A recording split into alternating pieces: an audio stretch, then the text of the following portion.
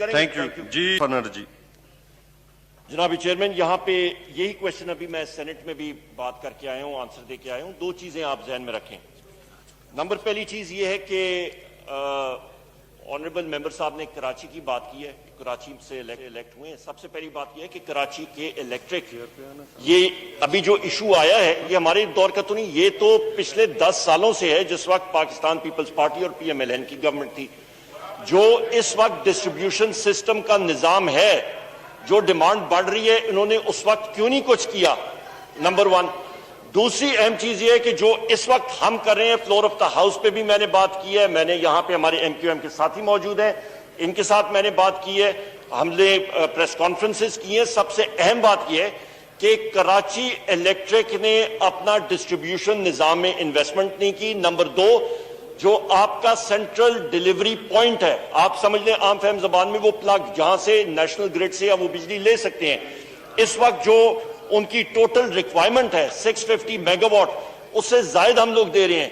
पर उससे ज्यादा जो हमारा सिस्टम नेशनल ग्रिड का 500 kV पे चलता है, वो उनका सिस्टम 220 का है। उन्होंने 500 kV के ग्रिड स्टेशन बनाने हैं 2, वो फरवरी 2022 तक बनेंगे, उससे पहले हम लोग बनवाएंगे उनसे। उससे इंटरम में उनका एक LNG प्लांट भी आ रहा है अगले साल। ये सिचुएशन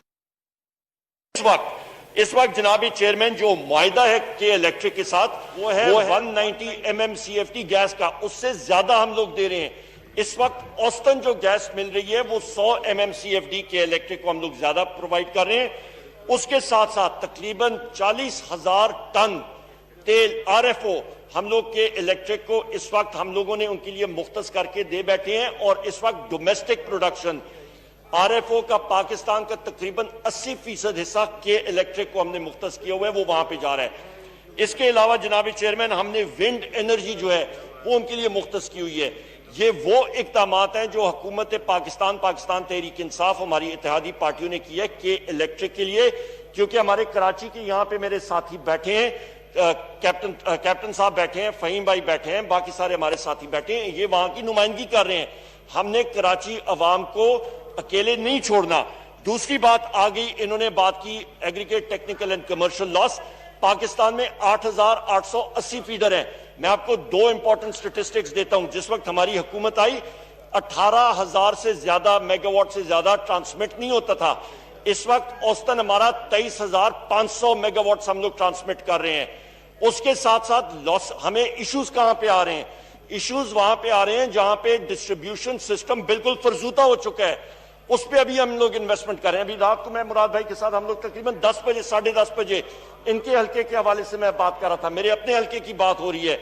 मुख्तलिफ जगहों में जहां पे किसी ने डिस्ट्रीब्यूशन सिस्टम में इन्वेस्टमेंट ही नहीं की, आपके फीडर लेंथ 150 किलोमीटर के हैं।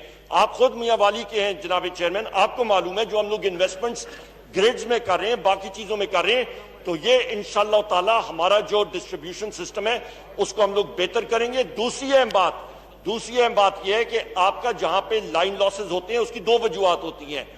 एक तो आपके पास जो लोग कुंडा लगाते हैं, वहां पे आपकी लाइन की डिमांड या लाइन की बिजली की डिमांड इतनी होती है कि वो 400 एम्पियर से ज्यादा होती है।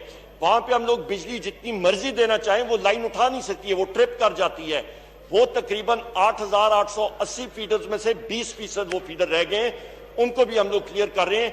फीडर की लेंथ छोटी कर रहे हैं, ग्रिड स्टेशन डाल रहे हैं, और सबसे अहम 8,64,000 हमारे पास पोल माउंटेड ट्रांसफॉर्मर्स हैं, 200, 100, 50 और 25 के, उनके ऊपर हम लोग मीटराइज कर रहे हैं कि एनर्जी ऑडिट हो। बहुत शुक्रिया जी।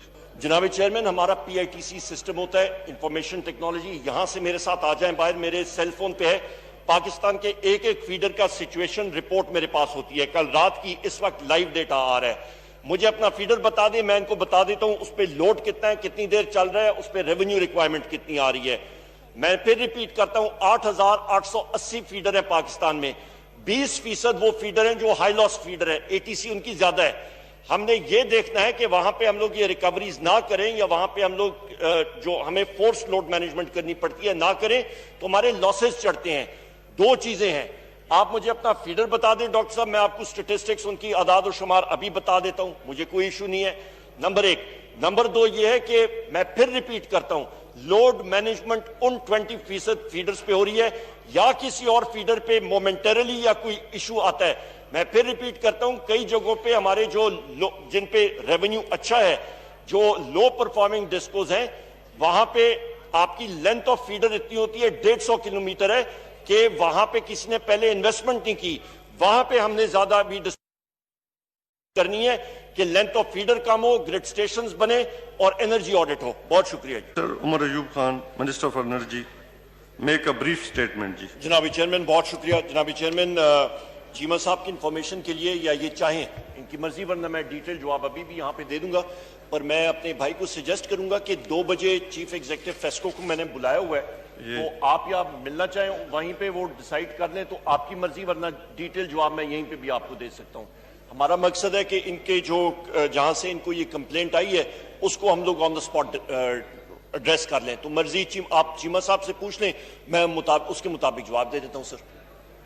Order in the house please. Umar साहब प्लीज। जनाब स्पीकर बहुत शुक्रिया। जनाब स्पीकर, बिल्कुल चीमा साहब मेरे भाई दुरुस्त कह रहे हैं, और मैं यही बात करूंगा कि 2 बजे हमारी मीटिंग भी है, चीमा साहब भी उधर होंगे, और जो एग्रीकल्चरल यूज के लिए फीडर जो मीटर्स या रिमूव हो रहे हैं उसका वहीं पे हम लोग डिसाइड कर लेंगे। तो मेरे ख्याल मुदबाना गुजारिश है आपका, ये वो भी पब्लिक के लिए ही आ रहे हैं, पब्लिक इश्यूज को सुनने के लिए, हमारे साथियों के साथ मिलने के लिए, तो आप वहीं पे होंगे तो उधर ही हम लोग एड्रेस कर लेंगे। Order in the house please.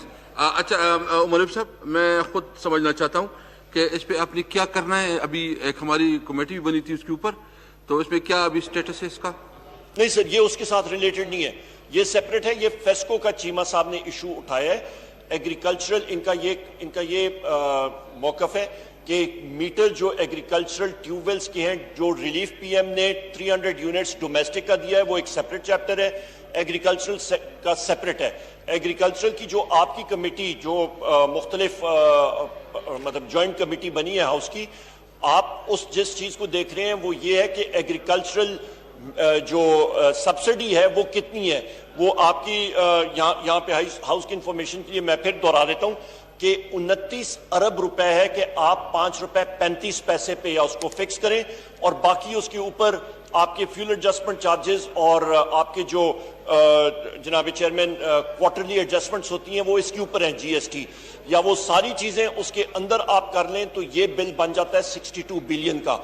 तो मैंने यहाँ पे यही बात की थी कि प्राइम मिनिस्टर साहब ने minister for national food security Fakhar Imam साहब को टास्क किया है, जो कि मिनिस्ट्री ऑफ फाइनेंस के साथ बातचीत कर रहे हैं और वो फाइनलाइज कर रहे हैं कि वो टारगेटेड सब्सिडी कैसे देनी है, क्योंकि हमारा महकमा जो है करेगा, वो सब्सिडी आएगी और वो अमाउंट चार्ज नहीं होगी। बहुत शुक्रिया। ओके जी। Doctor Hafeez Sheikh ji please. कौन नंबर 4 मूव कर रहे, आइटम नंबर 4।